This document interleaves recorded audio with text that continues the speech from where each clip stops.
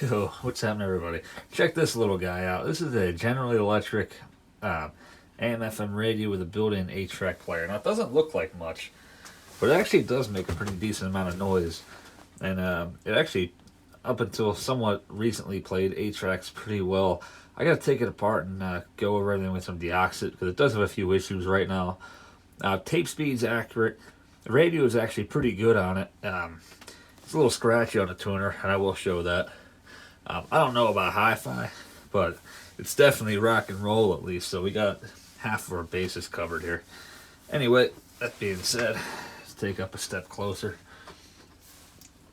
And the reason I'm cleaning this up is because usually once every other week we usually go over the woman's Aunt Diane's place and we'll cook up wings and stuff like that. And I've been sitting out on the porch, running the fryer and stuff.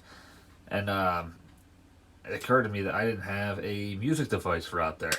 FM radio around here is pretty crappy with portable devices. I mean, yeah, we have WMMR and that, but on the other side of the mountain, the FM reception is a little bit weaker than it is on my side of the mountain. Because my side of the mountain faces a city, the other side does not. So with portable devices, it can be a little hard. Even sometimes with the bigger ones, you got to get the antenna aimed just right. But anyway, that's besides the point. We'll start with the FM.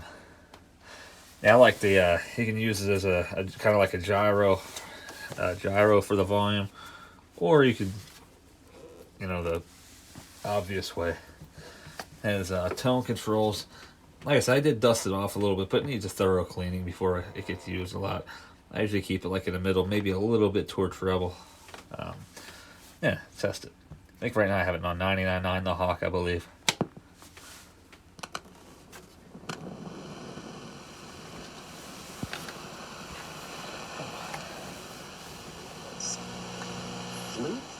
By Adolphus Hailstorm. 99.1.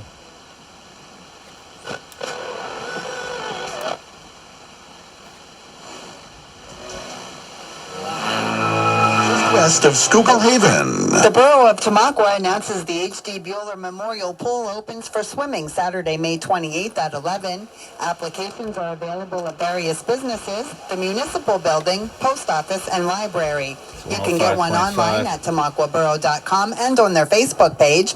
Return to the Borough Building on East Broad Street with proof of residency.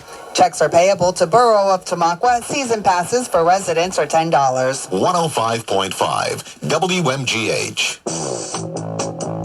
Wow, Foghat, hell yeah.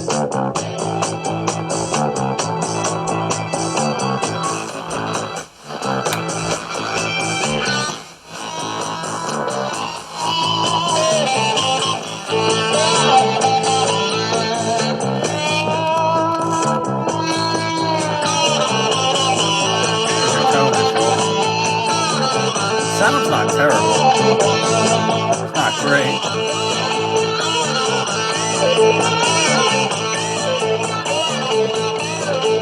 That's a badass introduction, isn't it?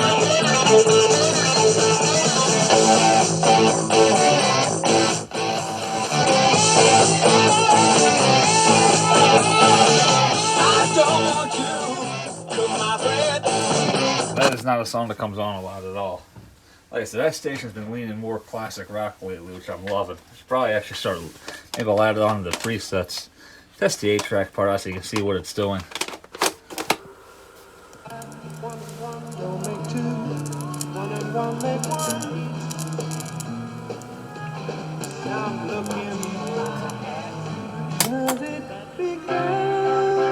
Got some crosstalk.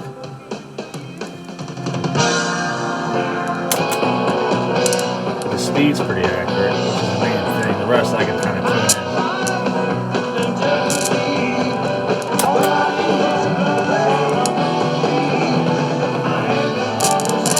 And like I said, this tape does have new pressure pads.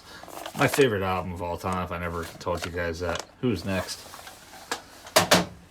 And why does it make that static sound? I don't know if you guys caught that or not. I don't know what's up with that.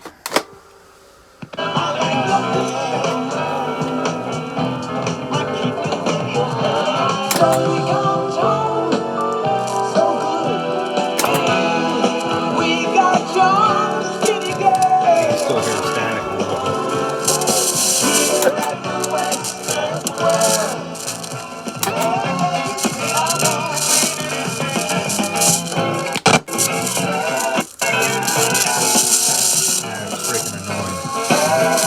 So this is like some kind of special high-end model. Maybe this is a special feature it has that allows you to listen to 2 songs at once. I don't know. So maybe I'm looking at it wrong. Maybe it's not a defect. Maybe this one's just better than the other ones because I can listen to two songs at once, which technically allow me to listen to 2 albums in the time it would take me to listen to one, or, you know, be able to listen to an album I want to listen to in half the amount of time, technically speaking. So like I said, maybe that's not a bad thing that it listens to that plays 2 songs at once. Anyway, let's check out some of the specifications. What do we got here? Model number 3-5507C. Now, I'm not sure when this is made exactly. I'm going to guess mid to late 1970s. If I was a betting man. As this, you can wrap the cord up on it. The cord wraps around here. Or it can take 8C batteries. I never powered it up with batteries before. I actually bought this a couple of years ago in St. Clair at that, it's like an antique flea market type deal. Oh, the track selector works on its own. So, track sensor, I mean. Looks like you can do a 12 volt DC power supply here too. So you have 3 possible power configurations with this guy. Has a nifty little handle on it. It's actually pretty strong. A funny story about this radio. It's not this exact one. I had one years ago when I was a kid, and the other one I had actually worked perfectly. I wish I still had it. I don't know exactly what happened to it, but I had it strapped to the front of my bicycle, and then that one I would power with the batteries, and I would listen to freaking. We had a 97.5 the Hawk at the time. I didn't even need an antenna for it. That was down in Levittown in Golden Ridge primarily, but I would ride all over. I'd ride up the Kenwood, Stony Brook, Indian Creek, you know, Red Cedar, all them neighborhoods. A lot of times I was checking out AC units because that was always a hobby of mine too, vintage ACs, which there were a lot more than back then. That was like in the mid to late 2000s, sometimes early 2000s. And I had my Zeppelin tapes, my Jethro Tull. I had some Knicks ones I made back then. I was a teenager, maybe, yeah, probably like anywhere between 12 and 16 at the time, so talking about roughly between 2002 to 2006, 2007 I was doing that. This is the one I had strapped to the front. Now, I had one earlier than that too. It was a fancier one. I guess this is the 2nd generation. There's a 3rd generation. It looks a lot sleeker. Just you can tell it's a little bit newer. But yeah, that being said, I'm going to be fixing this guy up over the next few days, take it apart, do a head alignment on it. Thank God the tape speed's right. That's the main thing, honestly.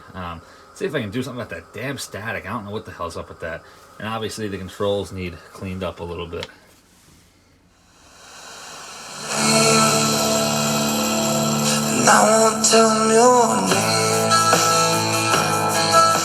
Goo Goo Dolls. It's actually a really good jam too, honestly. And I didn't even try. I guess I could try it, but you have one like 1360 or something. Yeah, nothing.